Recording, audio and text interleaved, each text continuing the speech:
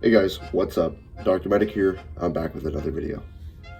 In this video, I'm going to explore some dumb TF2 ideas I've been brewing for quite a while, most involving the vast arsenal that TF2 has to offer. I want to preface this, some of these ideas are just wacky, zany, bizarre, and stupid. Whatever word you want to use for it. This is just for fun, and I may exaggerate slightly, but generally what I'm saying is genuine. I understand that these ideas are just weird, some of them might not even make much sense. I don't have to be the only one doing this either. If you want, you could leave your weird TF2 ideas down below, and I'll probably read and reply to them. We all have our own opinions. I know that firsthand, but just because mine or others differs from yours or the status quo doesn't mean it's necessarily bad. Let's just explore some places people usually don't want to go. With all that said and done, let's get into it.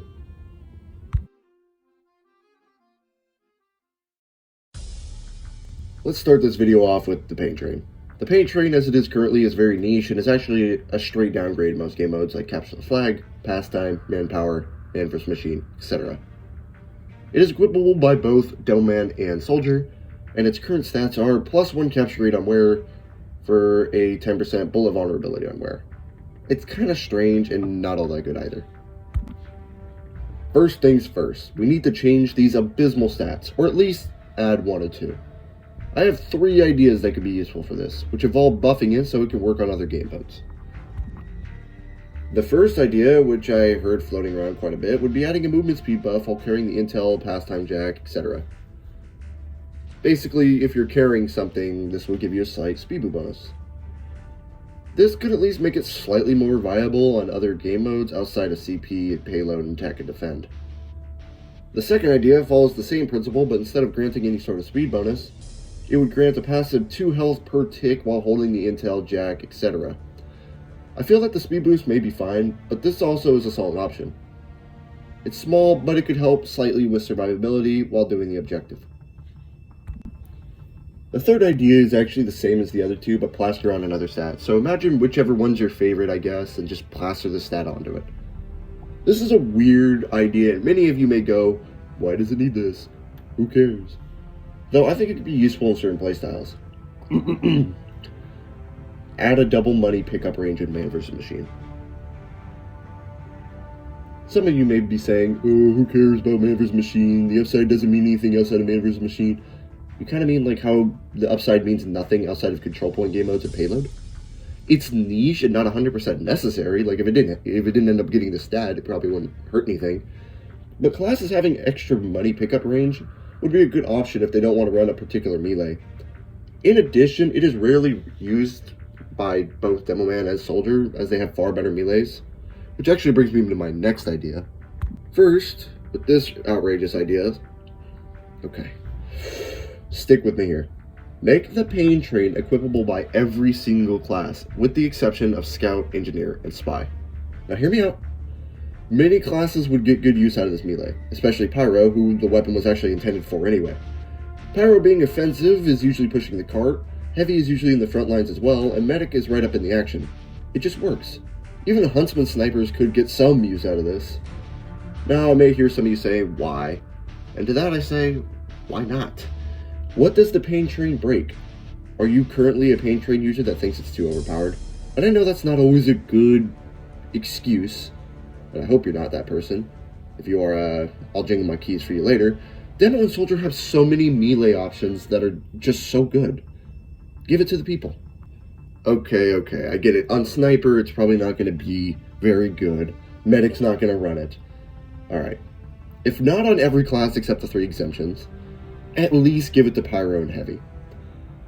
The weapon was designed for Pyro in the first place, so it just makes sense. I mean, he has other utility options, but he's not using his melee most of the time, so he could actually get some good use out of this, unlike Soldier or Demoman. Heavy has decent melees, but there's numerous times where I played full games as Heavy, 3 times I did, and never touched the melee. This would fit right in, since Heavy is usually in the front lines anyway. This would just have a passive bonus, it'd be kind of nice. I'll also bring it back to this point. What will this break? What delicate balance will having the pain train on other classes really break? Like what problems will arise because the pain train, for God's sakes, is on different classes? Its downsides are good enough to cover bases, since bullet weapons just happen to be the most common ammo type in the game. I mean, payload carts are capped at 3 times, so having a team of pain train users isn't going to shoot the cart across the map, so why not? If you can give me a valid reason other than, what's the point of them having it, doesn't directly help, I'll delete my Steam account, for real, no cap, no strings attached. But until then, I'm keeping my Steam account, and I believe that at least Heavy and Pyro, Medic and Sniper would be fine, should have the pain train. Alright, here's a tough one, but a fun one, the Righteous Bison. The Righteous Bison has so many problems it's not even funny. So let's first propose a rebalance. Now, I'm going to be honest, the way I do it is a little bit unconventional, and I know not many people have ever agreed with me on this one, for sure. So, I guess I should preface this. I mean, I wouldn't be opposed to it just getting a slight damage buff. That would be completely okay. But goddammit, this is a zany and wacky idea, so I'm giving my zany and wacky idea on this one. I haven't playtested it, because I'm not a modder, but you can tell me how wrong I am down in the comments. So the first thing, and this will make sense later, is add Pierce's enemy resistances just as the Enforcer does currently. Or at least, you know, just the first hit. Maybe the second hit can be resisted, but I don't know how that would work in the code, to be completely honest. But add the Pierce's enemy resistances. 2. Increase the projectile speed from 1200 to 2000, or about that of the flare gun's projectile speed. I don't even know why it's so slow. Now, with a base damage of 54, here comes the crazy part. Have it scale on distance, dealing max distance at max range, or about 1024 hammer units, where the Pomson doesn't drain Uber anymore. Or it's, I think it's like the distance between the two fork bridge gap, you know, from each base. And each time it hits an enemy, it will deal half damage of the previous. So it would work in this kind of sequence. Minimum damage would be 29, base damage 54, and max damage 81 at 1 hit, 44, 81, 122 at 2 hits, and 52, 95, and 143 at 3 hits. Chances are you're not going to get more than maybe 3, hell, even 2 hits. I don't think you'll get more than 1 or 2. So on, now these damage numbers may seem ridiculous, though realize this is meant to be a far-range alternative, since rockets do less damage at range. This will give him a skill-based weapon with no splash to potentially deal a good amount of damage. Max distance is a long way. In all reality, you're not going to hit an enemy more than twice if they're moving backwards due to the increased projectile speed. If they move forward or to the side, with this speed, it's unlikely to hit the enemy more than once. So basically, you'll be doing 81 damage, which is pretty sizable at a good range. If you feel the damage may be a bit high, I've also been brewing this idea. Instead of doing half damage for each tick, the damage would be lowered to 20 per tick regardless of how many times it passed through an enemy. So the first one would stay the same, 29, 54, 81. Though it would increase by 20, so basically do 49, 74, 101, 69, 94, 121 for 3 hits. This does make it a little bit better up close than I originally planned it to, but it will be unable to one-shot under really any circumstance, if that was a problem for you. Now here's the second idea with all this set in the motion. I need you to hear me out, okay? This one, oh man, I'm going to ruffle some feathers with this one. I've already shared this idea, and it has never gone over well. But, you know, screw it. Hopefully someone will agree with me. Make it equipable by the Heavy. Dun, dun, dun. You know? Okay, yeah, Heavy. Currently, Heavy only has bullet options. So giving him a weapon that can pierce resistances and actually have some range, it's kind of nice. Heavy has no range weapons. While the Righteous Bison is dookie, this would give him an option for ranged encounters. Sure, you can make it, you know, you can make a new weapon, but I mean, I feel like this would be more likely than Heavy getting a new weapon. That hasn't happened too often. I know some may say, but he's a class supposed to be utilized up close, and that's his whole shtick, though the Pyro has flare guns working in a very similar idea. It's the Bison. Dude, it's the Bison. I mean, is it going to replace the Sandvich and banana versatility? Probably not, but it could be another option for Heavy to have some range damage choices. Now, the Righteous Bison does need some fixing in general. Like I said, I gave my 2 cents on that, but I think this could be neat. The only reason I don't endorse Indy getting it is because of the Pomson's existence and the fact the Righteous Bison doesn't really feel like a primary, feels more like a secondary. I know, I'm throwing my whatever. And Pyro has the flare guns, so while it wouldn't hurt, there's not really much reason to give it to Pyro. I guess there's not really much reason to give it to Heavy either, but I feel like Heavy could get some more use out of it. Just look at the Man Melter on Pyro, But, yeah, especially since the Man Melter exists, I just think Heavy just maybe could get some use out of this guy. Just as much, if not more, than Soldier can, to be honest. This next idea is kind of a safe one. Not nearly as weird as the first two, and definitely not as weird as the next one. This one, for some reason, is debated quite passionately, and I'm not all too sure why, to be honest. But, Scout Pistols for NG. And no, not NG secondaries for Scout, I've heard that one, not original. Anyway, I don't think Scout Pistols will make NG much better, but I think it will give him more options, more playstyles, and more stuff to use, which is always nice. Currently, he has 3 secondaries. The stock pistol, the short circuit, and the Wrangler. The Winger and Pretty Boy's pocket pistol may have been designed for Scout, but I think they'll make a great addition to NG's tiny arsenal of secondaries. If you're worried about balance, don't be. The Wrangler will always be busted. Seriously though, NG could get use out of both these options here. The Pretty Boy's pocket pistol would be synonymous with Battle NG, allowing you to be more aggressive, and while the Winger is a little bit less interesting, the jump height bonus could allow Engineer to reach new places he couldn't before. It'd be minute, but it would open some doors of possibility. In addition, the damage bonus is a nice touch too. Overall, I can't really see a reason not to give Scout's pistols to the Engineer. I have heard 3 main counter-arguments for not doing this though, and these are them. Firstly, I don't want Engineer to have Scout's pistols. I guess that's preference, okay? Can't really, refute that one, other than saying why not, whatever. 2, and a little bit better, the Winger is fine, but the Pretty Boy's pocket pistol is a direct upgrade of the pistol. While I pretty much agree, I think it's more of an issue with the Pretty Boy's pocket pistol in general, though. In addition, I don't think it's that bad. Like I said, the short circuit and especially the Wrangler are hard to give up, so it isn't like these are going to be dominating the game anyway. The last argument I've heard is kind of mad, but I understand it. The NG and Scout have different ammo pools. True, the Engineer has 200 in reserve, while the Scout only has 36. But I don't really imagine this being a problem. NG doesn't get more use out of the pistol than Scout does. In addition, the whole extra 200 ammo isn't even that much of an upside for NG. It helps, but I rarely run out of ammo for the pistol in general, for both Scout and Engineer.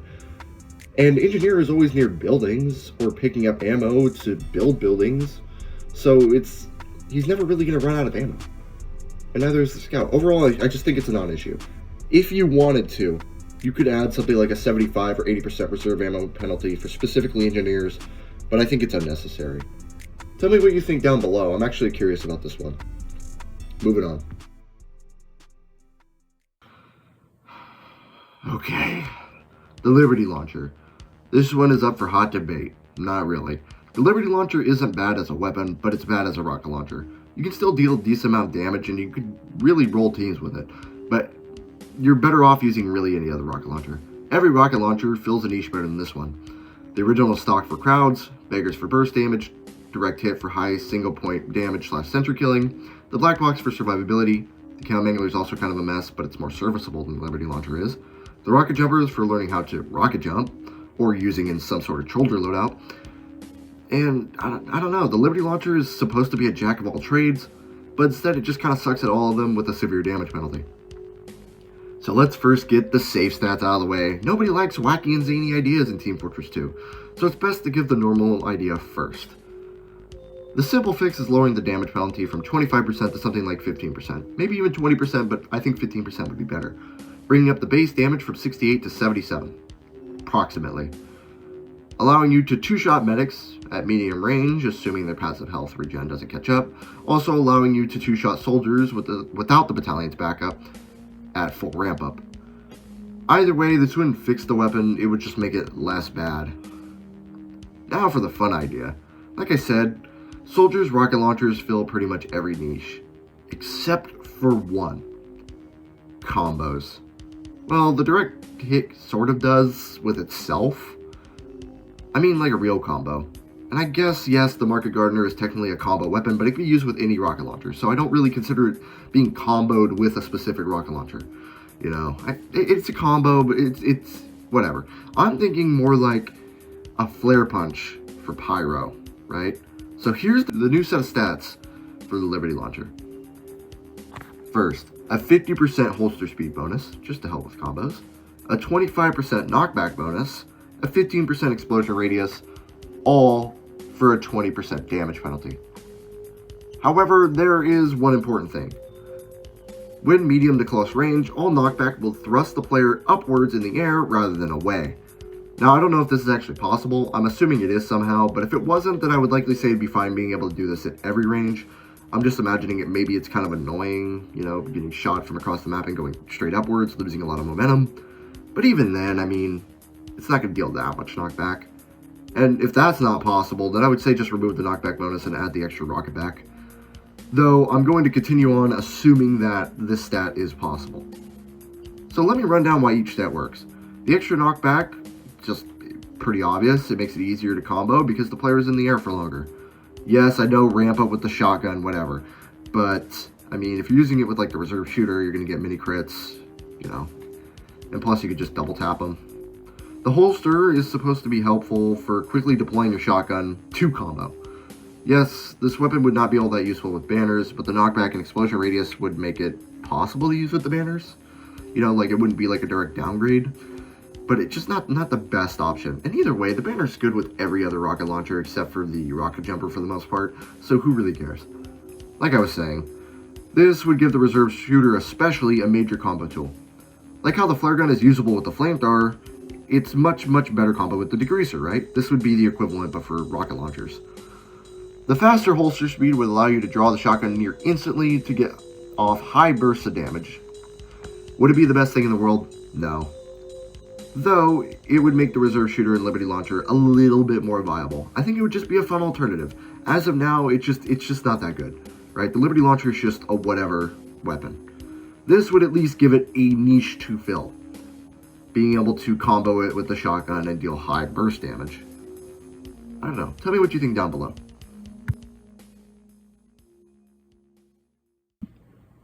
The Hot Hand. The Hot Hand's whole existence is to be a joke gimmick weapon. I completely understand this, and it's fun to use sometimes, though it is terrible if you're actually trying to get anything done, as every other pyro melee is better than this one, even the stock axe. So I have two ideas for this one, and I think both can work. The first idea would make it actually kind of good, you know, making it a utility item. Here are the stats. Plus 15 max health on wear for a 30% damage penalty, and the damage is split between 2 attacks. That's how it works now. That's how it works currently. But I'm actually listing it. I don't know why that's not listed, but whatever. Now, some of you may have noticed something. This weapon is not allowed to have a health bonus, because it's not visible at all times. Around gunmetal, all weapons that weren't visible at all times were forced to have their health bonuses removed. One of the most known ones was the Pretty Boy's pocket pistol. Right, and that's when it ended up getting its plus 3 health on hit instead, and that kind of completely killed the weapon. Obviously, health penalties are okay. The issue is just having more health than intended. This is why I added the little white text. Similar to the gunslinger, having the weapon visible on the hand can help the player bypass this. This idea is boring, I know, though it could make it a lot more useful. Currently, the power jack and sometimes the back scratcher and homewrecker are meta.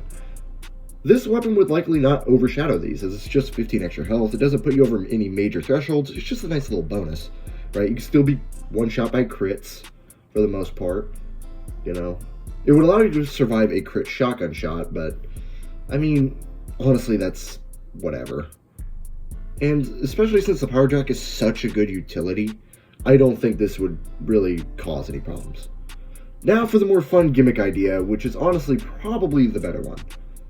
Originally, I was just going to share the first one, but it's not really that stupid or wacky. You know, I hate saying boring ones, you know? So here's what we do.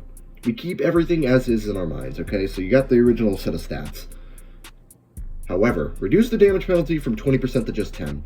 Because even for a gimmick weapon, that's awful.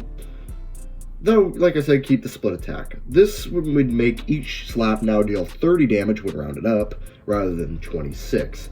This wouldn't really be a major buff or anything, but it would make it more usable. But here's the fun idea. On hit, plus 15 health. This means if you land both attacks, you would return up to 30 health for the pyro. Now, some may think this is a bit much, but just realize the flamethrower exists, right? So you have a way better option for actually dealing damage up close. And you have to hit a scout 5 times in order to kill him, technically 2.5. This would just make it more viable, but not really fix it. Yeah, make a gimmick weapon a little more viable. It would still be a gimmick, just better at its job. I guess you could just run in and get a quick slap on someone, get 15 to 30 health, and run away with a speed boost, but that's not really the intention. But you could do that. It's possible. If you had to, you could lower the health on hit to 10, but I think 15 isn't overreaching at all. This would actually make it really fun. The Pomson 6000. Garbage. Absolute garbage. Not worth using at range, not worth using up close. The Uber and Cloak Drain sucks, but like, it doesn't make up for its shortcomings at all. It shoots a slow projectile, has a clip reduction that isn't even stated, a firing speed reduction of about 30% that was just completely left off the stat line. This weapon just sucks. It's just not good. There are 2 ways to fix this terrible weapon. The simple fix would be removing the Cloak and Uber Drain, but upping the damage by like 10. So instead of doing 32 to 72, it would do 42 to 82. Or you could remove the fall off and have it do like a flat 60 to 65 damage, basically working like a melee from range. That's a little more boring, but it could make the weapon better. Here's my more out there idea. First, this wouldn't be listed on the weapon, but have the projectile speed increase from 1200 hammer units to 2000 hammer units like the flare gun. It's the same thing I did to the Righteous Bison. Says something about these items. Remove the Cloak and Uber Drain, because that's disgusting, and change the secret 30% firing speed penalty to a 20% slower firing speed. In addition, make the clip size penalty actually visible. Now I know, there's a lot of red text here. If you read ahead though, you can see what I'm getting at. Here's the fun part. The Pomson will deal a flat 40 damage on the first hit, ignoring fall off. For each succession of hits, the damage will increase by 20% of the base damage up to 5 total hits. 40 for 0 hits, 48, 56, 64, 72, and capping at 80. In addition, your reload speed starts 20% slower and is increased by 10% per hit, up to 30% faster. The firing speed also will start off 20% slower and works in the same way, increasing by 10%, up to 30% faster. Every miss reduces the number of the previous increment, so basically if you get 2 hits and you miss, the weapon will act as if you only got 1 hit. Right, so it just removes the previous increment. This, in my opinion, would make it more skill-based, high risk, high reward, having the opportunity to deal very high amounts of damage if you can actually aim. Some numbers may need to be tweaked. Maybe add a small fall off, or remove the, maybe it removes every single hit when you miss, or just it subtracts 2. Though in concept, I think this could make the Pomson 6000 far more interesting. I also thought of having it tied to support, but dispensers and teleporters can easily be cheesed, and the sentry gun already has a weapon tied to it, the Frontier Justice. So I'm just going to leave this idea as is. I think this could make the Pomson 6000 actually viable. The Buffalo Steak Sandwich. This one I don't have any major ideas for, but I thought it would be more interesting to share this one than my less weird ideas. There are 2 ways to go with this, okay? If you wanted to keep the heavy Sandvich as it is currently, I would say just remove the damage vulnerability. I know he gains some extra speed and whatnot, but like, you're stripped of melee. You're the slowest class in the game and still pretty close to the slowest while the effects are active. And any class that is really slow, such as Soldier and Demo Man, usually have some sort of option to get away from you. So it just doesn't really work.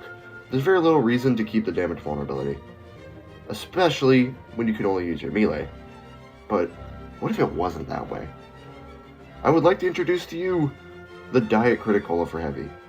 The regular one just has to switch it. The Buffalo Steak would grant mini crits for 8 full seconds, but would not strip you to melee. The downsides would be that pretty much of the old Criticola for the most part, dealing and taking mini crits, so while the effects are active, and for about 2 seconds afterwards, you will take mini crits as you deal them. So make good use of it. Now, with this idea, you're completely removing the gimmick. I understand this. This would make the steak far better though. Being a lunch option for dealing actual damage rather than being a health pack in the back of your pocket like the other 3 bars are. But yeah, it would make Heavy even more one-dimensional. There are probably a million ways you can fix the stake, but without a complete overhaul, these two ideas are probably going to be needed to make the stake actually viable and not just an unlock you screw around with sometimes. That's it. That is the 7 weird and wacky ideas I have for Team Fortress 2 balance. Did you agree with any of them? Why or why not? Do you have any ideas of your own? Leave them down below. I'd love the engagement to see what you guys think. Even if Valve is never going to touch this game in any meaningful way again in terms of major content updates and balance changes. But either way, it's fun to just think of what could be. Thank you all for watching. Take care.